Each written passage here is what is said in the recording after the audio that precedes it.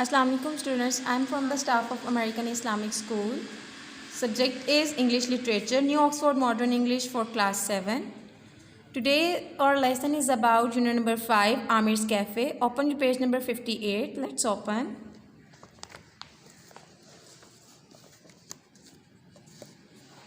Aamir's cafe, Aamir का cafe. Students, इसकी previous lecture में हमने फर्स्ट पेज की रीडिंग हुई थी, तकरीबन 3 लाइंस पहले छोड़ के, और इस रीडिंग में हमने प्रॉपर ट्रांसलेशन की थी रीडिंग के साथ। चूँकि ये लेक्सन बहुत लेंथी है, आप देख सकते हैं, इसलिए इसकी एक लेक्चर में मुकम्मल रीडिंग नहीं आ सकती। इसलिए मुझे आपको इसका थीम बताना पड़ेगा कि इसका सेंट्रल आइडिया क्या है, ताकि आपको स्टोरी समझ आ सके और आप क्वेश्चन आंसर्स जब करें तो आपको क्लियर हो जाए। Let's start. He passed the side by the park every day. वो हर रोज़ पार्क के पास से गुज़रता था। कौन गुज़रता था? आमिर गुज़रता था। ठीक है, वो हर रोज़ पार्क के पास से गुज़रता था और वो अपनी साइकिल चलाता हुआ जाता था। उसकी साइकिल के साइड्स पे 2 टोकरियाँ लगी होती थी और उसका काम था पित्तल का। वो पित्तल का काम किया करता था और इसकी वजह से वो बहुत ही डिसअपॉइंटेड दिखाया गया है। स्टोरी में बताया गया कि वो बहुत ही डिसअपॉइंटेड था। रोज़ साइकिल पे सामान लेके जाते हुए वो थक जाता था कि रोज़ साइकिल को घसीटता हुआ जाता, क्योंकि इतने ज़्यादा सामान और वज़न के साथ, आपको पता है जो मटेरियल होता है धातों का, ये बहुत हैवी होता है, तो साइकिल बैठ के नहीं चला पाता था, तो उसको धकेलते हुए साइकिल को लेके जाना पड़ता था।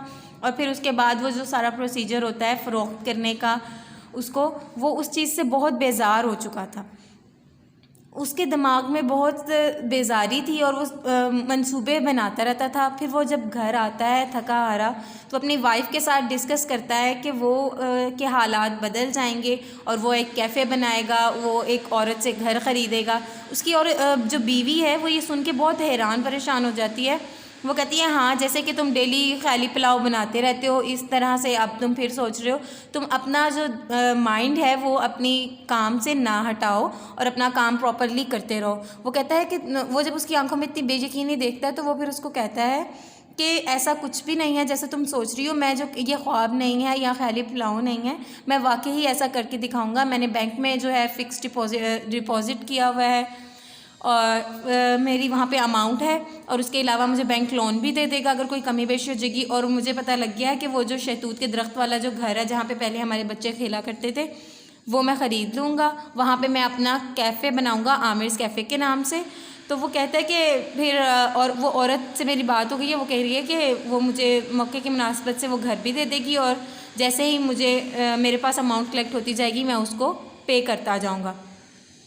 उसकी जो बीवी है वो पहले तो उसको कुछ समझ ही नहीं आता। वो कहती है, अपने काम से, अपने ये जो सा है, तुम डिसपॉइंट भी हो गए हो और दूसरा तुम अपने जो काम से बदजन हो रहे हो।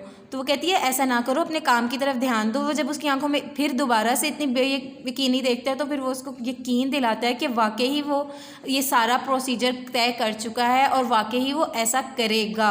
फिर उसकी बीवी जब ये सारी बात सुनती है दोबारा से तो वो हैरान हो जाती है और वो बहुत हैरानी से अपने हस्बैंड को देख रही होती है कि वाकई ऐसा होगा, हमारे भी हालात बदल जाएंगे, हमारे भी अच्छे दिन आएंगे। और वो अपनी बीवी को उसी हालत में छोड़कर वहाँ से दोबारा साइकिल लेके निकल आता है। जब वो निकलता है तो वो इस बार सोचता है कि वो साइकिल लेके जाए। फिर वो कहता है कि मैं इस साइकिल को वापस रख देता हूँ और पैदल जाता हूँ और उस एरिए का जो रास्ते में आता है शहतूत के दरख्त वाला एरिया, उसका अच्छे से मुआयना कर लूँगा ब्रीफली। तो फिर वो वहाँ से जा रहा होता है। जाते जाते वो दिखा रहे हैं कि फिर वो उसके हालात बदल जाते हैं। वो वहाँ पे आमिर्स कैफ़े बन जाता है और उसकी बीवी उस काउंटर को अच्छे से डेकोरेट कर रही होती है, उसके ऊपर चीज़ें लगा रही होती है, प्लेट्स वगैरह।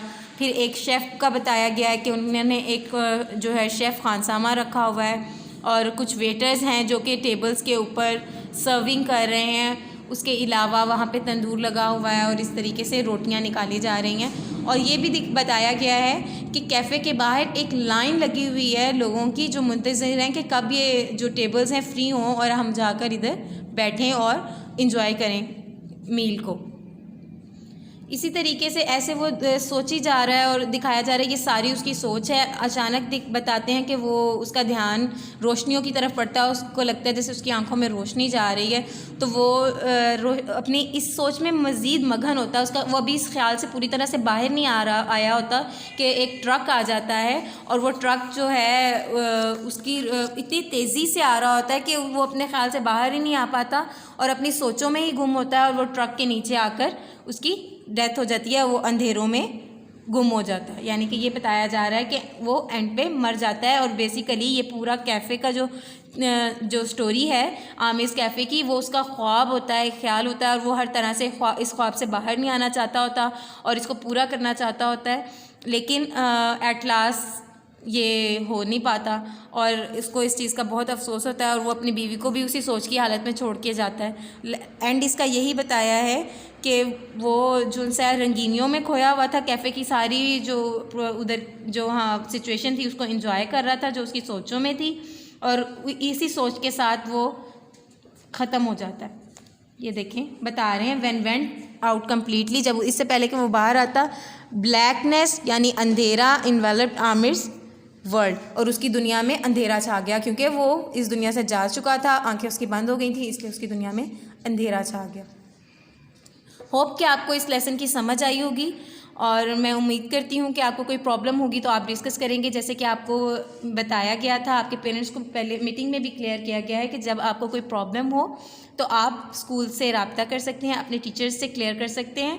और ये पूरी स्टोरी आप इसको अगेन रीडिंग करेंगे तो जैसे जैसे आप रीडिंग करते जाएंगे आपको क्लियर होता जाएगा, जो कि इसकी ट्रांसलेशन है मैंने ब्रीफ कर दी है उसकी। और आप जैसे ही आप ये रीडिंग कंप्लीट करेंगे आपको क्वेश्चन आंसर्स करने का इशू नहीं होगा और क्लियरली आपको इसका आंसर समझ आता जाएगा।